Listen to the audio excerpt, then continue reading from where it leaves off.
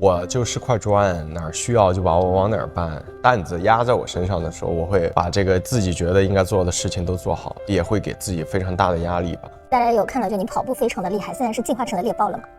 是吧？因为我本来跑步就还行，就是因为腿长嘛。哎呀。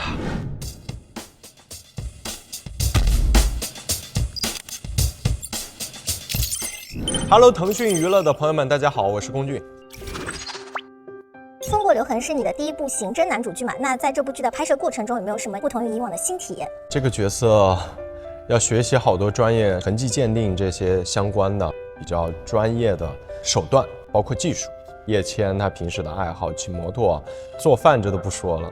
我确实在这部剧里学到挺多的，然后也能感受到作为这个特殊职业的不容易。他那个专业术语这么多，背诵是很大的挑战吗？有没有什么诀窍？我这个角色是主心骨干，开会的时候涉及到很多汇总所有方面的各种信息，比如说像血迹喷洒的方向、五骨穿刺这种特有的名词，你是没有办法去进行一些调整的。但我觉得这是一次全新的尝试吧，能让我体验到不一样的这么一个人生，感受到不一样的这个生活轨迹。那你眼中的叶谦是个怎么样的人呢？是一个非常沉着冷静、非常有魅力的这么一个角色，也有担当和责任感。虽然小的时候经历也颇多，但是呢，当他在这个面对犯罪嫌疑人的时候，会让他做出很多非常具有这个勇猛、一往无前的一些选择，这是作为警察来说必须要具备的素质吧。他还利用了很多这个电视剧或者电影上都没见过的一些这个技术手段，所以挺新奇的一次体验。跟他有哪些相似的地方呢？爱做计划，会做计划，都比较客观因为我这个性格是比较冷静的，我还没有他在遇到犯罪嫌疑人能遇到这个非常咬牙切齿的事情的时候还保持专业度和冷静，他是极度的冷静。他是个非常 J 的人是吗？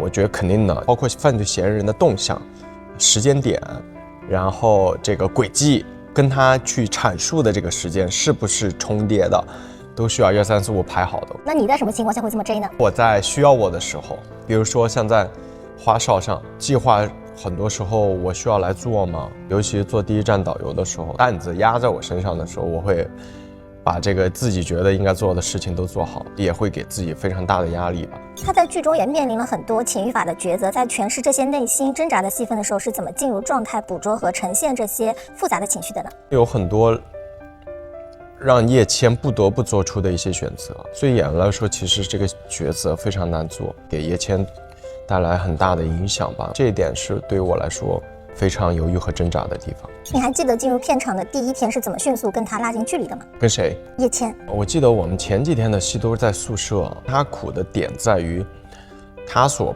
背负的东西，他不像我之前演的古装剧，他呈现的方式，他压在心里爆发的点是不一样的，所以给他的这个触动和感受，是我们一种现代人的这种呈现方式，他会自己去冷静的思考整个过程他会跟我之前演过的一些，比如说刚杀青的白衣公卿的这个20多岁出头少年的一种冲动是不一样的少年的冲动可能会这个带着很多不确定性，但是叶谦他肯定是沉着冷静。如果有观众说我看完这场戏非常不得劲，希望你当一下心理委员，你会怎么回复？人生不如意有很多，这场戏给你带来这种压抑的感觉，我觉得可能是因为你也共情了吧。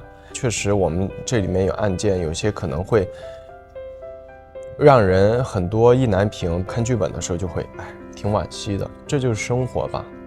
因为它确实能符合反映当下人生活的一种状态，有些案件真的特别触动和打动我。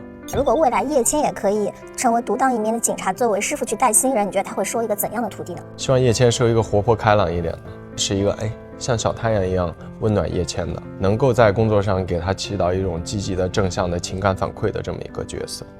那叶谦会怎么去教导徒弟呢？会沿用师傅的方式吗？我觉得会，因为亦师亦友吧。叶谦从任启明身上学到了很多，无论是从专业上也从情感上，怎么样去处理自己的一些事情，我觉得也会映射到叶谦身上，肯定是个很靠谱的师傅。为他很细心，他绝不放过蛛丝马迹，他有耐心啊。苏沐雨的3不接是非常的出圈嘛？如果叶倩也有3不接，你觉得会是哪3不接？不能为当事人伸张正义的不接，没有挑战的不接，不接给舍友跑腿的活儿啊。这个因为叶倩她就专治跑腿儿，不仅是这个跑腿儿抓嫌疑人啊，还跑腿儿给舍友拿这拿那的。你经常在微博帮圈内好友转发宣传作品嘛？如果让你以叶倩的口吻来发一条宣传风过留痕的微博，你会写怎么样的文案呢？抽丝剥茧，绝不放过任何蛛丝马迹，抓到凶手是叶倩的使命。叶倩是在师傅冷启明的带领下和各部门的同事组成的小分队一起侦破案件。如果让你给这个小团体起一个组合名，你觉得什么名字合适呢？冷峻谦卑，因为是师傅叫冷启明，然后叶倩。如果做一个微信群聊，也做这个名字吗？是今天中午吃什么？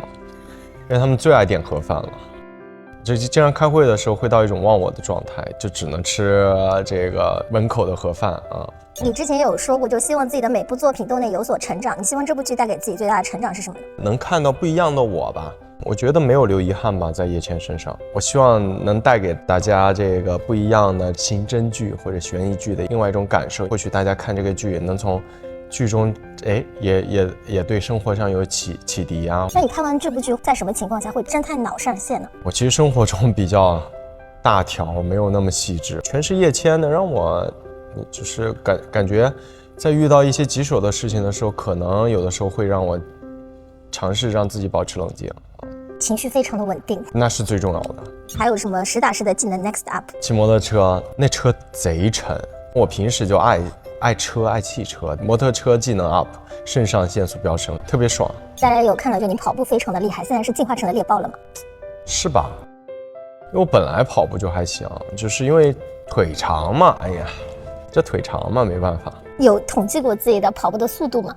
没统计过，我也比较爱做运动，打球啥的。毕了业谁还统计这呀？大学体测我是 OK 的。你有演过消防员、心理咨询师、法官，这次还演了刑警，未来还想尝试哪些不同方向的角色呢？我也想演一些草根类型的，但是呢，当下做出这个正确的判断吧。下部戏呢也是不一样的尝试啊，不一样的人物性格，大家可以多多关注。下部戏可以让大家看到一个更加 open 一点的我，就比较本色一些是吗？也不是本色了，我本色也没有那么 open。大家有说你在综艺里反差感是很大的，比如说地球超新鲜是魔丸，花少期是灵珠。我就是块砖，哪儿需要就把我往哪儿搬。花少需要我的时候，我就没办法，我当大哥呀，我得肩负起这个责任。我当导游的时候就得做这种事情，早饭啥的都得我得上呀，你不冲谁冲？那在地球里面，就会相对轻松一点，所以我可以释放自己啊。你私底下更偏魔丸还是灵珠呢？我会更加冷静一些啊，或者是独处的时候，我会放空自己，做自己想做的事，打打游戏什么的，看看电影，做运动。工作的时候，我就会是另外一种状态。马上新春也要来了嘛，有没有哪些祝福送给一直支持你的人？非常感谢腾讯娱乐啊对我的支持啊，踩了好多次了，非常感谢正在收看这次采访的你们，然后谢谢大家对龚俊的支持。2026年带来更多不一样的全新的龚俊，让你看到不一样的我啊，我觉得这就是对我演艺事业最大的认可。